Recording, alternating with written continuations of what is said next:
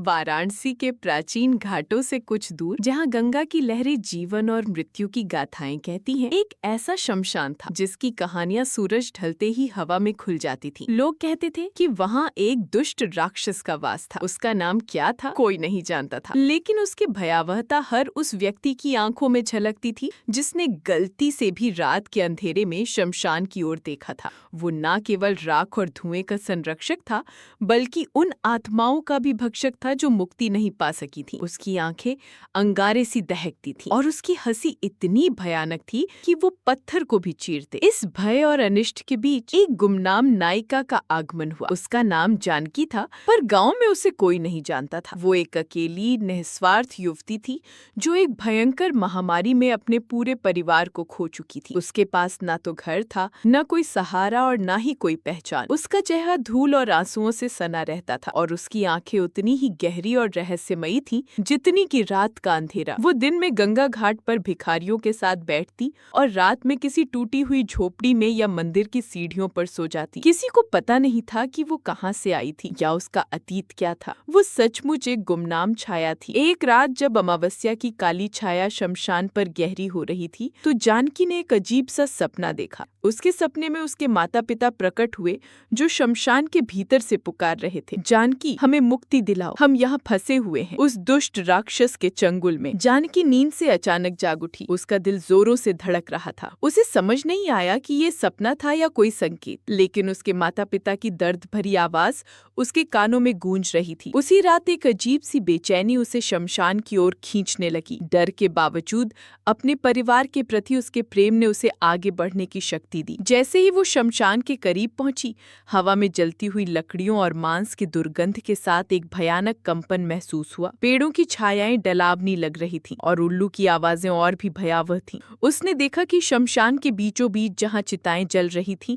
वहां एक विशाल आकृति बैठी थी। उसकी काली चमड़ी पर राख और धूल जमी थी और उसकी लाल आंखें अंधेरे में चमक रही थी। ये वही राक्षस था जिसकी कहानियां उसने सुनी थी। जानकी के कदम रुक गए। उसका शरीर कांपने लगा, लेकिन अपने परिवार की पुकार ने उसे फिर से हिम्मत दी। जानकी ने अपनी पूरी हिम्मत जुटाई और कांपती आवाज में पुकारा, कौन हो तुम और मेरे माता पिता को तुमने क्यों रोक रखा है? राक्षस ने अपनी गर्दन उठाई और उसकी भयानक आंखें जानकी पर टिकी। एक पल के लिए जानकी को लगा कि अब उसका अंत निश्चित है, लेकिन राक्षस ने एक अजीब सी मुस्कान बिखेरी जो भय से ज्यादा आश्चर्य भरी थी। एक नगण्य मानव यहाँ आने की हिम्मत कर रहा है? राक्षस की आवाज इतनी गहरी थी कि धरती भी कांप उठी। मैं इस शमशान का स्वामी हूँ और तुम्हारे माता पिता वे उन्हीं अभागी आत्माओं में से हैं जो मेरे अधिकार क्षेत्र में हैं। जानकी ने अपनी आंखें बंद की और फिर उन्हें खोला। उसके मन में अपने माता पिता के लिए असीम प्रेम और दुख था। उसने कहा, मुझे पता है कि तुम शक्तिशाली हो, लेकिन मेरे माता पिता ने किसी का बुरा नहीं किया, उन्हें मुक्ति दो। राक्षस जोर से हंसा, मुक्ति? इस दुनिया में कोई मुफ्त में कुछ नहीं देता बालिका, हर आत्मा का एक मूल्य होता है। जानकी के पास कुछ भी नहीं था, न धन न शक्ति, लेकिन उसके पास एक चीज थी जो राक्षस के लिए अनमोल थी, उसकी निष्ठा और अटूट प्रेम। मैं तुम्हें कुछ नहीं दे सकती, जानकी ने दृढ़ता से कहा, लेकिन अगर मेरे माता पिता की मुक्ति के लिए मेरी जान भी देनी पड़े तो मैं तैयार हूँ। राक्षस की आंखों में एक अजीब सी चमक आई। उसने कई युगों से ऐसी निस्वार्थ भावना नहीं देखी थी। उसने अनगिनत आत्माओं को भय और स्वार्थ से लिपटे देखा था, लेकिन ये लड़की अलग थी। वो अपनी पहचान खो चुकी थी, गुमनाम थी, लेकिन उसका हृदय शुद्ध था। राक्षस ने उसे एक चुनौती दी, अगर तुम बिना किसी भय के शमशान में 7 रातें बिता सको और मेरे दिए गए हर कार्य को पूरा कर सको तो मैं तुम्हारे माता पिता को मुक्ति दे दूंगा। जानकी ने चुनौती स्वीकार कर ली। पहली रात राक्षस ने उसे जलती हुई चिताओं के बीच बैठकर एक प्राचीन मंत्र का जाप करने को कहा। दूसरी रात उसे भयानक आत्माओं के बीच से गुजरकर एक विशेष फूल लाने का कहा। हर रात राक्षस उसे एक ऐसी चुनौती देता जो किसी भी सामान्य इंसान की हिम्मत तोड़ देती, लेकिन जानकी ने अपनी दृढ़ इच्छा शक्ति और अपने परिवार के प्रति प्रेम के कारण हर चुनौती को पार किया।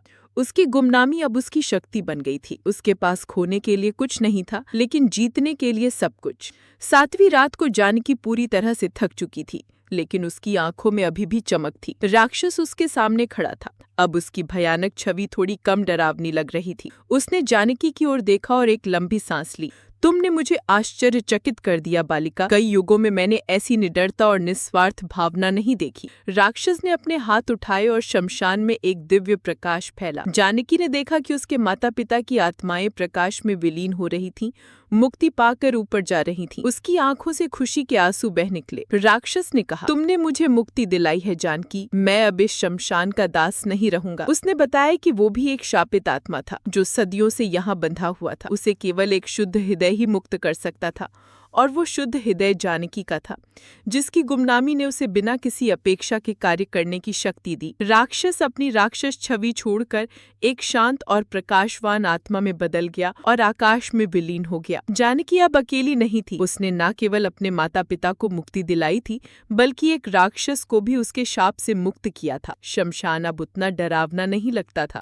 जानकी ने अंततः अपनी गुमनामी को पीछे छोड़ दिया था। उसने उस शमशान को एक पवित्र स्थान में बदल दिया था, जहाँ से आत्माओं को शांति मिलती थी, और वो खुद वहाँ के लोगों के लिए एक नायिका बन गई। एक ऐसी नायिका जिसका नाम पहले किसी को नहीं पता था, लेकिन अब हर जुबान पर था। उसकी कहानी बताती है कि सबसे बड़ी शक्ति हमेशा पहचान में नहीं होती, बल्कि निस्वार्थ और प्रेम में होती है।